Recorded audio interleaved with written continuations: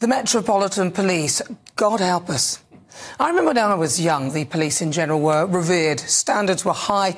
You even had to be over a certain height before being considered for a job, which would be seen as discrimination nowadays, which it is. But it was a mark of just how scrupulous they were in who they recruited. But to become a police officer was a huge honour. And they would rightly scrutinise people before they enabled them. Fast forward to now, and last week it was reported some 18,000 officers were recruited without even a face-to-face interview. This was post-pandemic, so there was no excuse for it, and we wonder why we've ended up where we are now. Scared, battered forces hindered by admin, diversity and inclusion at net zero. They come bearing rainbow flags, wearing rainbow laces, dancing at events they should be policing and taking the knee. Showing up in their droves for crimes of hurty feelings, but are nowhere to be seen when true crime is occurring. All we need now are police to drive electric cars to make them completely useless, although I shouldn't say that out loud because somebody somewhere in a fully staffed net zero department is probably planning it as we speak. We've already got electric ambulances, so it wouldn't surprise me.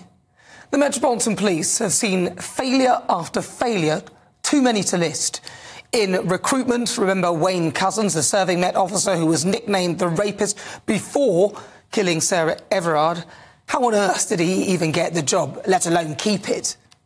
The misogyny, sexism, racism, which has been uncovered in various reports, although I suspect much of it has been there for some time.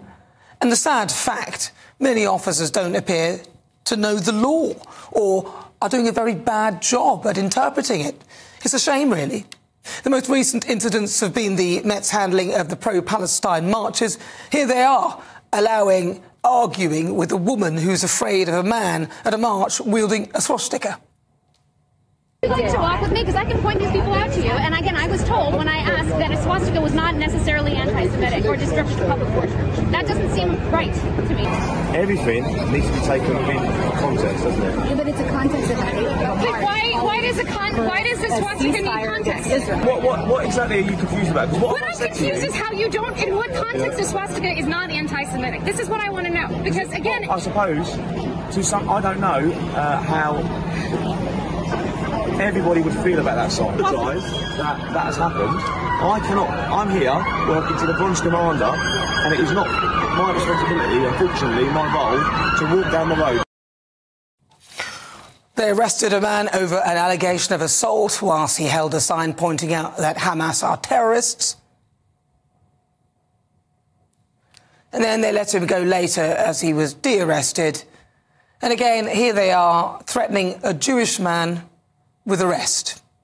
You lot of people here now, you've been escorted out of this area so you can go about your business, go where you like freely, or if you choose to remain here because you are causing a breach of peace with these other people, you will be arrested.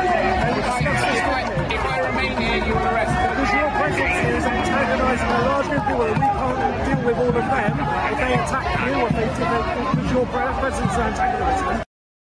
And let's not forget how they appear to turn a blind eye to the anti-Semitic projection on Big Ben.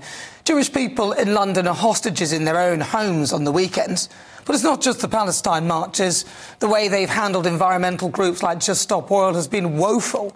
I feel sorry for the officers, many of whom are passionate people committed to the role, but their leadership is rudderless. It's time for Mark Rowley to go. He's useless.